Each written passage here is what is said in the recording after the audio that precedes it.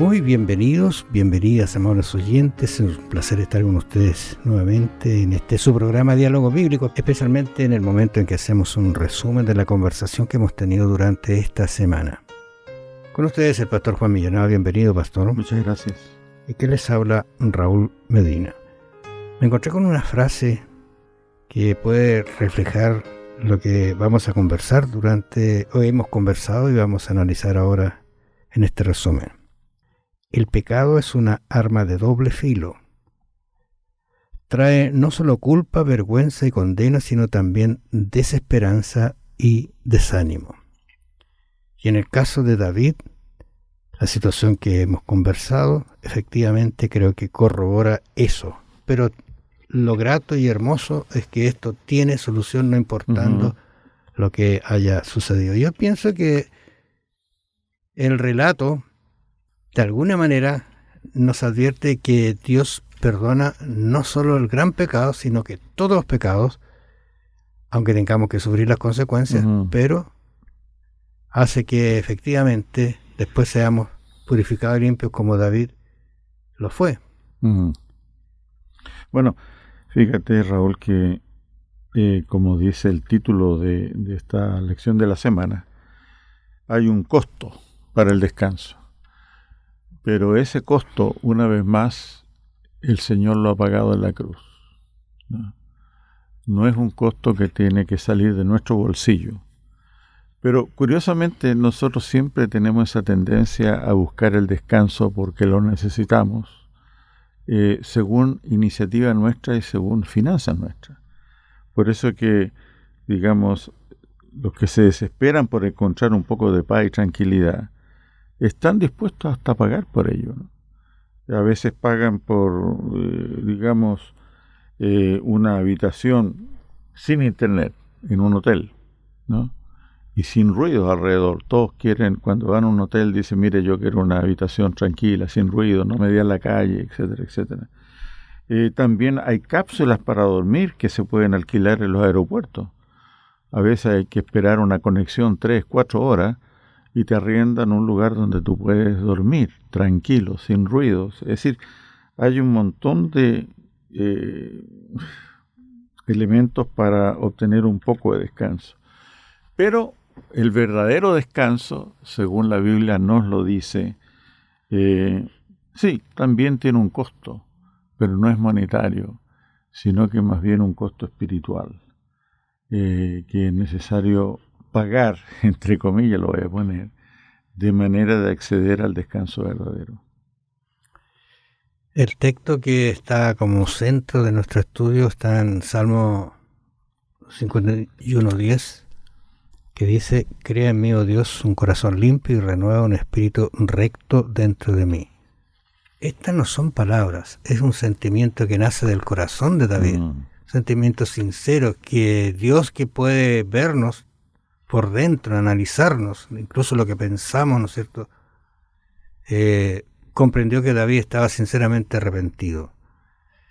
Y él lo que le pide: Señor, cámbiame. Estoy en un camino que si sigo en él, estaré totalmente perdido y separado de ti, porque eso es lo que de alguna manera va a aparecer su oración más adelante. Yo me asombro, Raúl, de la franqueza de Samuel, que escribe todo esto, ¿no es cierto? Y el trato como profeta. Samuel y su franqueza total acerca de David, ¿no? Fíjate que en el libro de Crónicas hay un enfoque más bien temático de David, ¿ya, no? Se omite incluso sus pecados y se lo idealiza un poco, ¿no? Pero Samuel lo presenta claramente a David en dos etapas. La primera, bajo la bendición. La segunda, bajo la maldición. No hay maquillaje aquí. Y vemos que aquí en estos mismos programas se ha hecho tanto énfasis en el término relación, que el cristianismo es una religión de relación, pero hay otras relaciones que parecen que son placenteras, son momentáneas, porque el pecado nunca es desagradable en su momento, después muestra su verdadero veneno, ¿no? Pero el pecado y relación entre comillas. ¿Cómo terminó la relación de David con Betsabé? Fue placentero en un momento, pero fue muy desgraciada después. Entonces hay relaciones y relaciones. Aquí nosotros siempre y todos los días tenemos que elegir si relación con Dios o relación con nuestros deseos y apetitos. Ahora uno piensa que lo que hace en secreto puede quedar en secreto, pero nada quedará en secreto. Dios lo va a revelar, lo va a abrir, y aquí justamente pasa esto con David. David creía que como rey tenía el poder de guardar silencio y el resto no hablar acerca de esta situación, y resulta que ahora usted tiene el relato abierto en la Biblia para que todo el mundo que quiera lo conozca. Pero fíjate que en 2 Samuel aparece y se inicia el relato y la situación de la siguiente manera. Aconteció el año siguiente, en el tiempo que salen los reyes a la guerra, que David envió a Joab, su general en jefe, ¿no es cierto?, y con él a sus siervos y a todo Israel, y destruyeron a los amonitas y sitiaron a Rabá, pero David se quedó en Jerusalén. Y aquí empieza lo que llamaríamos agotado y cansado, ¿no es cierto? ¿Estaba agotado, estaba cansado? Parece que no. Tenía demasiado peligro de un descanso quizá indebido en la tarde, descansando, durmiendo una siesta muy larga. Y lo lleva a cometer un error porque dice, y sucedió un día que al caer la tarde David se enfrentó a una situación en la cual no estaba preparado, porque no se había preparado espiritualmente en una relación con Dios. Claro, esta falta de preparación con Dios no ocultó su astucia para planear, por lo menos en 3 pasos, el poder obtener una mujer y eliminar al esposo. ¿Ya? Porque tú nunca quedas en el vacío. Si no estás con Dios, estás con el diablo. Pero nunca quedas en una tierra neutral, una tierra de nadie. Y esto, fíjate que tiene un paralelo con la acción de los egipcios con los esclavos hebreos. Primer paso, al ver que tenían mucho peso político y que se reproducían, estaban sanos y podían tomar Egipto. Primer paso, trabajos forzados. Segundo paso, decirle a las matronas que eliminaran a los recién nacidos. Varones. Claro, y como las matronas no obedecieron, curiosamente en la Biblia, fíjate que aparecen solamente 2 matronas y eran millones. Sí, parece que las matronas eran utilizados sus servicios solamente para partos complicados, porque casi todas las damas parece que tenían parto natural, ¿no? En fin, pero eso porque 2 matronas para tampoco, o sea, tantos allí. En fin, y el tercer paso fue ordenar que todos los egipcios estaban autorizados para tirar al río los bebés nacidos, ¿no? Los varones. Entonces uno ve también en David que al estar sin Dios, sí tenía la inteligencia para idear un plan de cómo poner al esposo de Betsabé en un lugar conflictivo, cómo entonces operar que poco menos que se matara él mismo. Hay un paralelo interesante en la Biblia. Así que es mejor siempre estar con Dios, porque si uno no está con Dios, está con el enemigo de Dios. Temas generales, descansando en Cristo. Hemos conversado ahora durante esta semana el costo del descanso, ya hemos abierto una conversación y ahora vamos a ver cómo se hace el llamado de atención a David frente a la situación que él enfrentó y que entró en un pecado que realmente fue terrible. Puntualmente, fíjate que Natán, que viene a visitarlo, a conversar con él, lo había aconsejado. Estoy pensando allí en 2 Samuel capítulo 7, fíjate que le dice,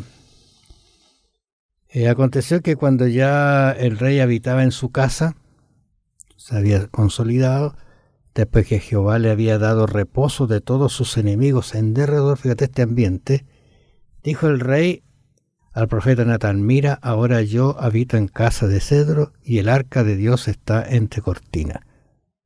O sea, este Natán era un personaje que estaba muy cercano a David, recibía muy buenos consejos, pero en 2 Samuel, capítulo 12, Natán viene a visitarlo y yo me imagino que se sintió halagado el rey porque posiblemente le traía muy buenas noticias, alguna cosa agradable, y efectivamente una historia bien interesante. Le dice, ¿sabe el rey? Cuando llegó, había dos hombres en una ciudad, no se sabe qué ciudad era, así son las historias, el uno rico y el otro pobre. El rico tenía numerosas ovejas y vacas, pero el pobre no tenía más que una sola corderita, que él había comprado y criado y que había crecido con él y con sus hijos juntamente comiendo de sus bocados y bebiendo, ¿no es cierto?, de su vino en su seno, y la tenía como una hija. Qué cercanía a los animalitos. Ahora se usa mucho la compañía de animales en las casas, ¿verdad? Y vino una persona, un invitado, y este hombre rico tuvo una posición muy contraria a lo normal. Toma la ovejita de este pobre, la prepara y se la ofrece al invitado. ¿Cuál es la reacción de David? Entonces se encendió de furor, dice el versículo 5, David, en gran manera contra este hombre, y él da una sentencia. Fíjese la sentencia. Vive Jehová, que el que tal hizo es digno de muerte, y que debe pagar 4 tantos, porque hizo tal cosa y no tuvo misericordia. ¿Qué te parece a ti la historia hasta aquí? Bonita. Bueno, eso de pagar 4 tantos era lo legal, era lo que estaba en la cultura de ese entonces. Pero aquí había naturalmente una situación mucho más profunda, más compleja, y era abuso de autoridad, digamos un tipo de abuso del más débil. Había una cuestión de pecado, vamos a decir así, en las estructuras, ¿ya? Y otra serie de fenómenos que hacen el asunto mucho más complejo. Por eso que es una mera ilustración, pero que pone en énfasis la gravedad del asunto. Y ese es Dios. Dios no oculta la gravedad del asunto. El pecado es algo antinatural que requiere una solución sobrenatural. Y esto es lo que también trae Natán dentro de su mensaje. Hasta allí la historia yo creo que para David fue interesante. Dice, en mi reino no es posible que esté pasando esto. Entonces vamos a ver qué es lo que sucede, pero ¿cuál fue lo que pasa con Adán ahora? ¿Qué le dicen? Según de Samuel capítulo 12, versículo 7, le dice, tú eres aquel hombre. Uh-huh. Y aquí queda David al descubierto, creyendo que ya estaba esto solucionado, esto se había quedado en tranquilidad. Pasado un año, no ha pasado nada. Claro. Bueno, eso lo extraordinario de David. Él dice, luego de aquella descripción del culpable, tú eres aquel hombre.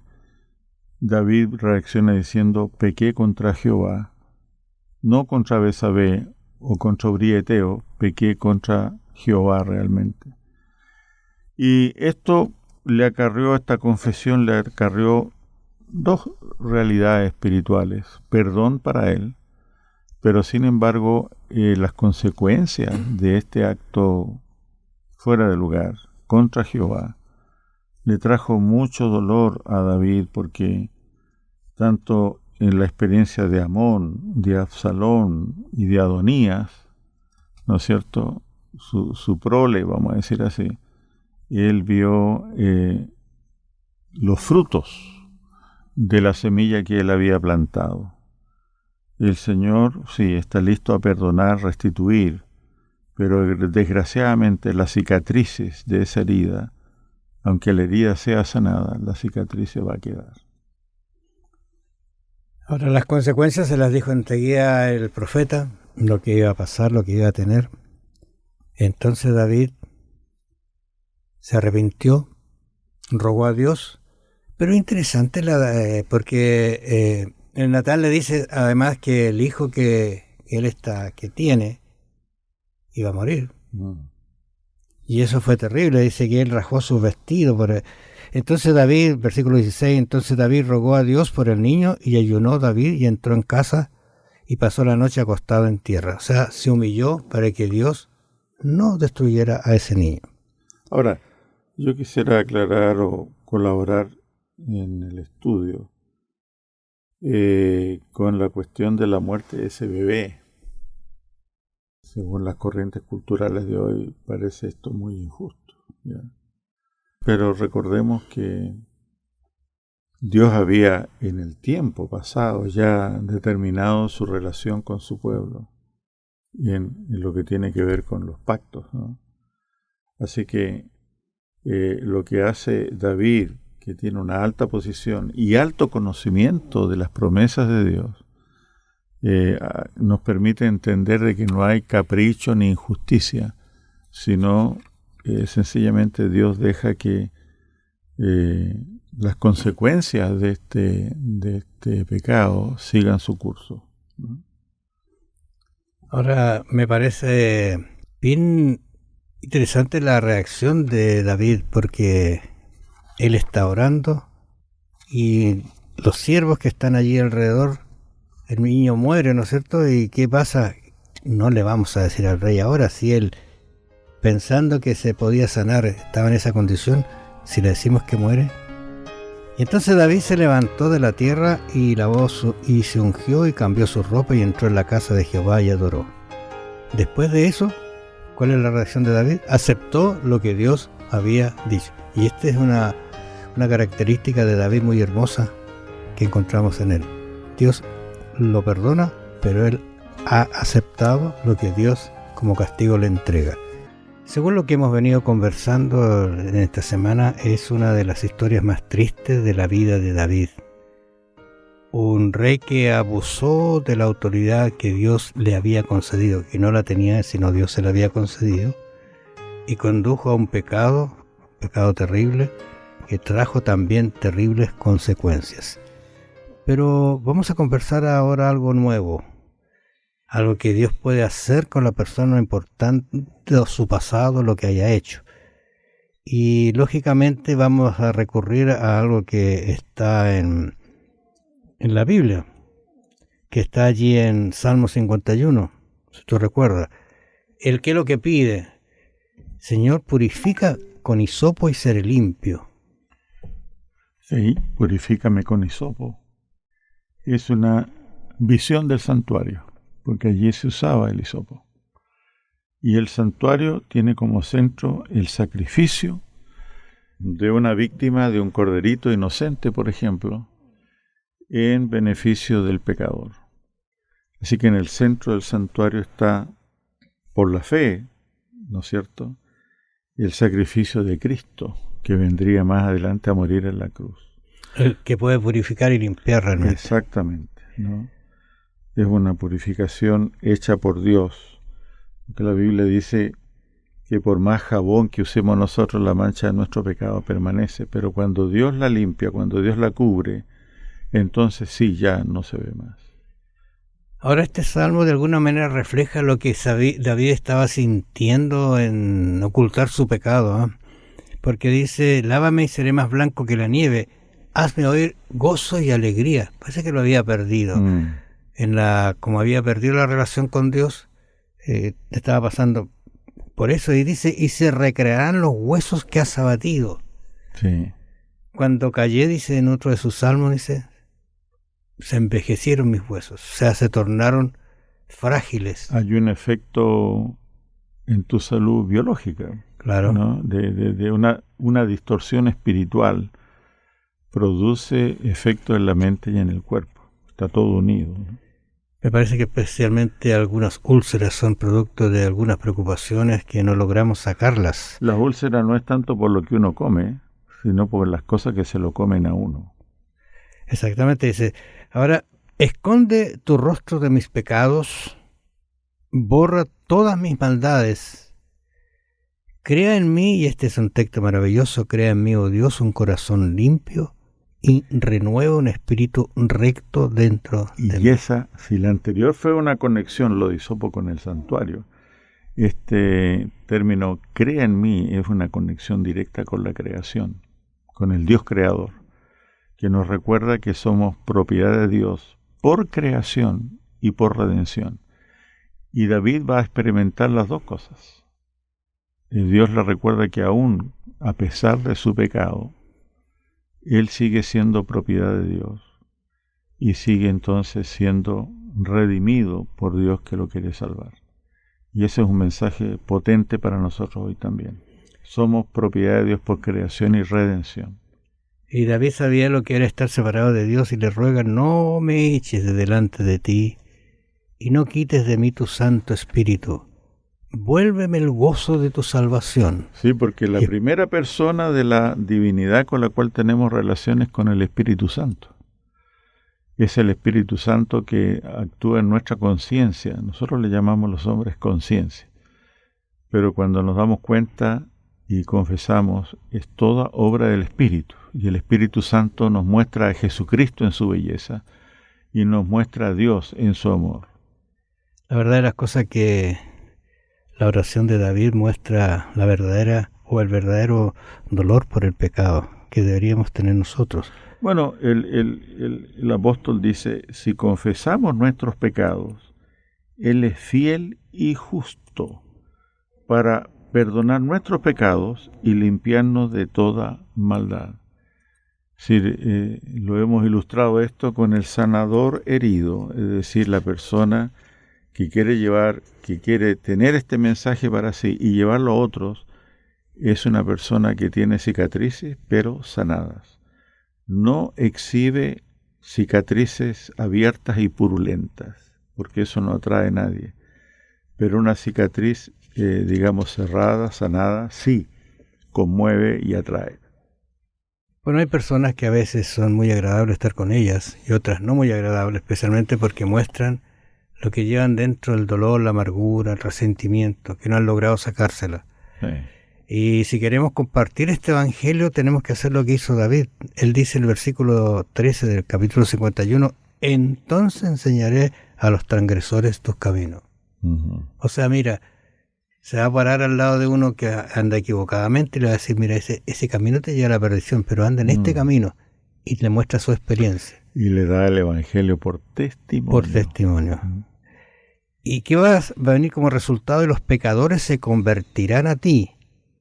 Mire, y después comienza a hacer un relato de su posición, de lo que ha hecho. Líbrame de homicidios, oh Dios, Dios de mi salvación. Cantará mi lengua tu justicia. Señor, abre mis labios y publicará mi boca tu alabanza. Uh-huh. Algo que él había perdido. Recuerdas tú que es un cantor extraordinario, los salmos son maravillosos los que ha hecho. Sí.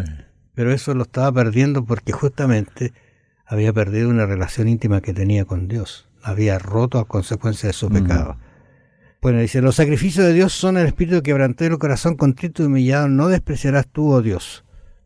O sea, si nosotros queremos acercarnos a Dios, vamos a encontrar, ¿no es cierto?, la posibilidad de hacerlo, pero con un corazón contrito y humillado, con un corazón que de alguna manera entregue lo que Dios quiere que entreguemos. Fíjate, Raúl, que David en este mismo salmo dice: porque no quieres sacrificio, que yo lo daría. No quieres holocausto. Los sacrificios de Dios son el espíritu quebrantado. No es sacrificios como bienes o cosas por el estilo lo que Dios procura, sino Él procura mi corazón realmente quebrantado. Yo creo que Juan toma estos mismos antecedentes que hemos estudiado y en 1 Juan 1:9 dice: si confesamos nuestros pecados, Él es fiel y justo para perdonar nuestros pecados y limpiarnos de toda maldad. Y eso creo que debe quedar con nosotros, y gracias por su atención. Vamos a encontrarnos la próxima semana. Bendiciones.